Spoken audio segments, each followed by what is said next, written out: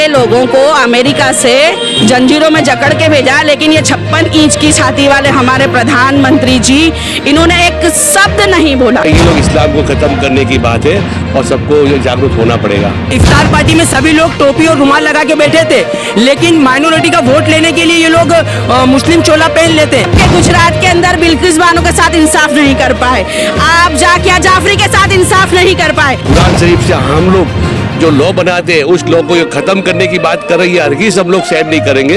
ये वही लोग हैं जिन्हें भाजपा की बी टीम का इल्जाम लगाते हैं। वक्फ बिल नहीं है, ये लुटारू बिल है। ये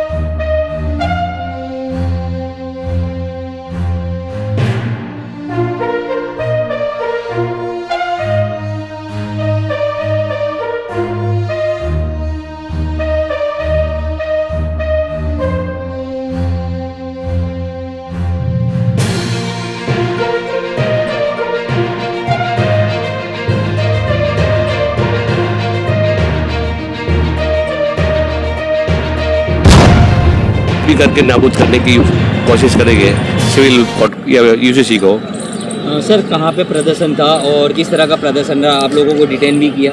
ये जाली वाली मस्जिद से साथ हमने प्रदर्शन किया और अभी डिटेन किए थे यहाँ पर। अभी 2 घंटे रखे, आप लोग हमको बाहर किए, अब जा रहे हैं।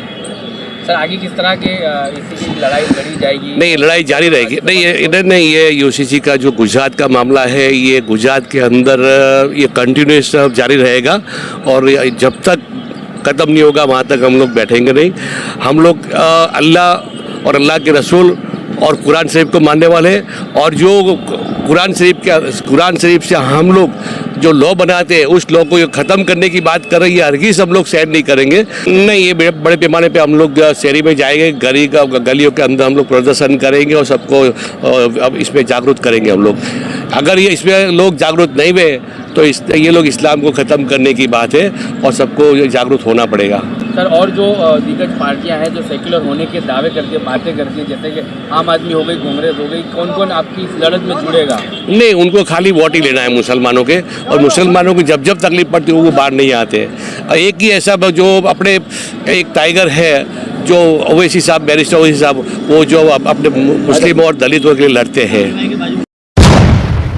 अमेंडमेंट बिल को लेकर जिस तरह से तमाम पॉलिटिकल पार्टियां सड़कों पर हैं, एसडीपीआई के बाद एआईएमआईएम का डेलीगेशन भी आज जुम्मे की नमाज के बाद विरोध प्रदर्शन दर्ज कर रहा था। कारंज पुलिस थाना की तरफ से इन तमाम लोगों को डिटेन कर लिया गया है। हम एक एक से बात करेंगे इस बिल को किस तरह से देखा जाएगा। गुजरात प्रदेश प्रमुख भी मौजूद है, जुहापुरा से काउंसिलर जैनब शेख भी मौजूद है इस प्रोटेस्ट में। तमाम लोगों से एक एक करके बात की जाएगी। कैसे देखते हो आप लोगों को डिटेन कर लिया गया है, आने वाले दिनों में इस लड़ाई को कैसे लेके आगे लेके चला जाएगा, और इसके बाद अब आपके पास कोई ऑप्शन बचा है इस बिल को बचाने के लिए?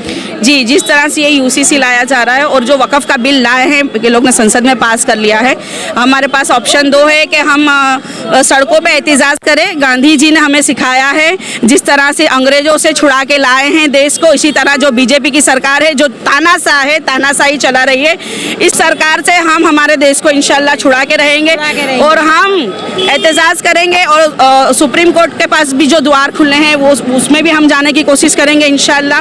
और ये जो इनका थोपा जा रहा है ज़बरदस्ती का, हम इसको कभी एक्सेप्ट नहीं करते, हम इसका कंडेम करते हैं, हम इसका विरोध करते हैं। ये ज़बरदस्ती जो थोपा जा रहा है उसका विरोध कर रहे हैं, कंडेम कर रहे हैं। वो पॉलिटिकल पार्टियां कहाँ हैं जो सेक्युलर के दावे करती हैं और अभी सड़कों पर जो 2 एसडीपीआई और एमआईएम के डेलीगेशन लोग दिख रहे हैं? ये तो अब पब्लिक को देखना होगा कि हमारे साथ कौन खड़ा है। संसद में भी हमने देख लिया कि मुस्लिमों के साथ वोट की जब राजनीति होती है, इनको वोट चाहिए होते हैं तो ये मुसलमान के हक की बात करते हैं, लेकिन जब मुसलमान पे जुल्म होता है या मुसलमान के खिलाफ जब बात होती है तो ये सारी पार्टियां सेक्युलर का चोला पहन के भाग जाती हैं। और जिस तरह से आज बीजेपी ने पूरा दिन संसद में मुस्लिम महिलाएं, यतीम बच्चे, इनकी बातें उड़ाई और इन्होंने कही, अरे आपके गुजरात के अंदर बिल्किस बानो के साथ इंसाफ नहीं कर पाए, आप जाकिया जाफरी के साथ इंसाफ नहीं कर पाए, आप तो इंसाफ करने वाले हो ही नहीं, तो हम कैसे आप पे भरोसा करें कि आइंदा आप हमारी यतीम बच्चे और औरतों के साथ इंसाफ करेंगे। ये वक्फ बिल नहीं है, ये लुटारू बिल है, ये हमारी मुसलमानों की मिलकतों को दबा लेंगे, खा लेंगे, और सिर्फ एक ही चीज़ इनके पास बची है कि मुसलमानों को हम कैसा ख़त्म करें। ये साजिश के तहत ये बिल लाया जा रहा है। उन मुस्लिमों को कैसे देखते हो बहन आपकी, जो सड़कों पर तो सरकार का जो है है उसका समर्थन करती है और मिठाइयाँ बांटती है। आपने देखा बीजेपी की सरकार गुजरात में 27-30 साल से है, केंद्र में 2014 से। आज तक मोदी जी को ईद की किट याद आई, ईदी याद आई। ईदी लेने के लिए लोगों को बुलवा के वीडियो बनवा लिए।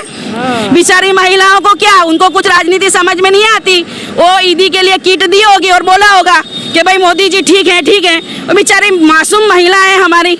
और बुरखे में कौन था वो भी हमको नहीं पता। आए दिन वीडियो में आया जा रहा है बुरखे में कौन है, बुरखे में कौन आ रहा है। और ये ईदी आज पूरे अंतर्राष्ट्रीय लेवल पे जो डंका मोदी जी का बज रहा है, वो डंका हम देख रहे हैं। ट्रंप ने 26% टैरिफ डाल दिया है।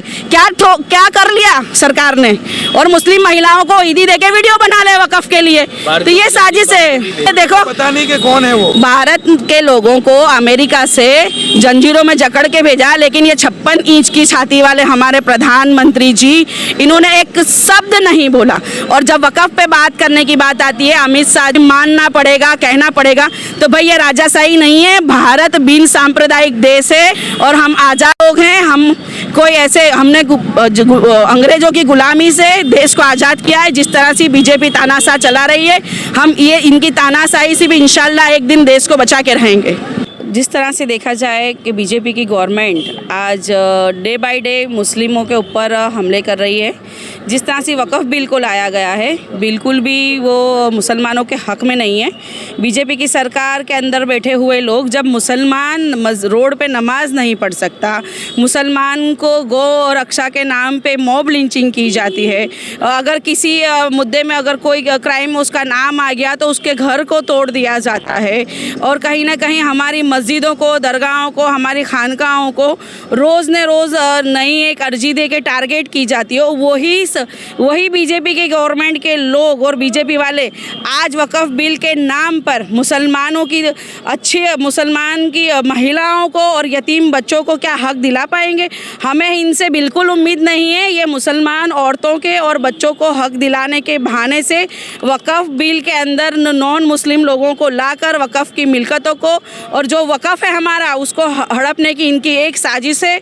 और ये इसके अंदर कामयाब आज तक नहीं हो पा रहे थे, तो वक़फ़ अमेंडमेंट बिल लाकर इसके अंदर इस तरह से ये लोग ने आज एक, अगर ये दो मियाँ बीवी का झगड़ा हो जाता है तो कोई वो घर है उनका, मिल्कत है, तो किसी तीसरे को थोड़ी दी जाएगी। अगर वक़फ़ के अंदर कोई प्रॉब्लम है, उसके अंदर घोटाले हुए हैं कि उसके अंदर एंक्रोचमेंट हुआ है, तो उसके लिए आप कायदा लाए, उसको अमेंड कर। अगर किसने एंक्रोचमेंट किया है या कहीं वो हिसाब में कहीं घोटाला है या किसी से कहीं कुछ हो रहा है, उसके बजाय आप सारा का सारा उठा के नॉन मुस्लिम्स के हाथ में देंगे, कलेक्टर के हाथ में, ट्रिब्यूनल के हाथ से बिल्कुल ले लिया जाएगा। और इसके अंदर ऐसा कहा जा रहा है कि एक डीएम होंगे, कलेक्टर होंगे, सांसद होंगे। तो बीजेपी के पास कौन से 3 सांसद हैं जो मुस्लिम है? हाँ, ये बता, मुस्लिम को अंदर लेंगे वक़फ़ में, ये कह रहे हैं, तो इनके पास है सांसद एक भी मुस्लिम के? 3 मुस्लिम सांसद को वक़फ़ में लेंगे। डीएम कौन है? आज हम देख रहे हैं कि पूरे भारत में न्याय कैसे चल रहा है। तो जो डिस्ट्रिक्ट जज है, क्या वो हमारे हक़ में फ़ैसला करेगा? अगर ये केस, अगर कोई ऑब्जेक्शन आता है और केस जाता है अगर कलेक्टर के पास, ये लोग ने ऐसा कहा है कि पहले कलेक्टर देखेगा केस को। अगर केस को कलेक्टर देखेगा तो क्या कलेक्टर है जो सत्ता में बैठे हुए लोगों के बिठाए हुए आरएसएस के सारे लोग हैं? आज मुसलमानों के ऊपर इतने अत्याचार हो रहे हैं, ना अमित शाह बोल रहे हैं, ना मोदी बोल रहे हैं। ये तो सिर्फ भारत देश के जो बर्बाद हुए हैं, भारत देश अभी देखो, परसों के दिन देखा जाए 2 तारीख को ट्रंप ने 26% लाद दिया है यहाँ पे अपने ऊपर टैरिफ, उसको छुपाया जा रहा है। भारत की बैंकें खलास हो चुकी है, भारत की बैंक का पैसा खलास हो चुका है, हमारी सरकारी मिलकतें हैं, एयरपोर्ट से जो सारी चीज़ BSNL है सब खत्म कर दिया गया है, सब बेच दिया है, भारत के पास कुछ बाकी नहीं है। अब जो एक ये वक़फ़ की जो ज़मीनें हैं मुसलमानों की, उस पर नियत है और उस पर कब्जा करके बड़े बड़े उद्योगपतियों को बेचने की इनकी ये साजिश है। और पूरे के पूरे मुसलमानों को उल्लू बनाया जा रहा है कि ये महिलाओं के लिए है, यतीम औरतों के लिए, यतीम बच्चों के लिए, लेकिन ये हमारा हक हमसे छीन के ये खुद कब्जे में लेके ये बेच के खाने वाली सरकार है। बीजेपी सरकार मुसलमानों के लिए नहीं बनी है। इतने सालों से हम देख रहे हैं ये लोग मुसलमानों को क्या कर रहे हैं, और एक दिन के अंदर क्या ये मुसलमानों के हक की बात करेंगे? हमसे ये उम्मीद ही नहीं है कि ये हमें हक दिला पाएंगे। ये गद्दार सरकार है, इसकी नीयत खराब है और हमें इस पे बिल्कुल भरोसा नहीं है। और हम सड़क से, संसद की लड़ाई खत्म हुई है, लेकिन हमारे लिए सुप्रीम के भी द्वार खुले हैं और रोड के भी। हम गांधी चिंधिया मार्ग हम एहतजाज करेंगे शांति प्रिय तरीके से। आज आपने देखा हम बिल्कुल शांति से एहतजाज करते थे, आज किस तरह से हमें यहाँ पे लाया गया। चंद्रबाबू नायडू नीतीश कुमार को कैसे देखते हैं? सरकार का माइनॉरिटी वोट से जीत कर आते हैं, बेटे सरकार की। चंद्रबाबू नायडू हो या नीतीश कुमार हो या जयंत चौधरी हो या फिर पासवान हो, ये सारे लोग मुसलमानों के वोट तो लेते हैं और मुसलमानों के यहाँ पे मुसलमानों के इलाकों में जाते हैं। इफ्तार पार्टी में सभी लोग टोपी और रुमाल लगा के बैठे थे, लेकिन माइनॉरिटी का वोट लेने के लिए ये लोग मुस्लिम चोला पहन लेते हैं। लेकिन जब बात आती है तो कहीं ना कहीं बड़ी लालच के लिए, या फिर हो सकता है कि भाजपा इनको डराती होगी ईडी के जरिए या फिर इनके ऊपर पुलिस केसेस के जरिए, तो ये लोग भारतीय जनता पार्टी का सपोर्ट करते हैं। लेकिन उत्तर प्रदेश का, बिहार का और देश का मुसलमान अब ये समझ चुका है और ये जान चुका है कि हमारे लिए हमारा अपना कौन है। क्योंकि मैं आपको बता दूं कि तिवासी ईद के दिन जब संसद के अंदर रात के 12 बजे ये बिल पास किया जा रहा था, हमारी कौम ईद की सेवैयां खा रही थी और यहाँ पे बाजारों में मिठाई गोले और खाकर अपना एक ईद का त्यौहार मजे से मना रही थी। लेकिन एक दीवाना बैरिस्टर असदुद्दीन ओवैसी साहब रात 12 बजे भी कौम के लिए वहाँ पे एक दीवाना लड़ाई लड़ रहा था।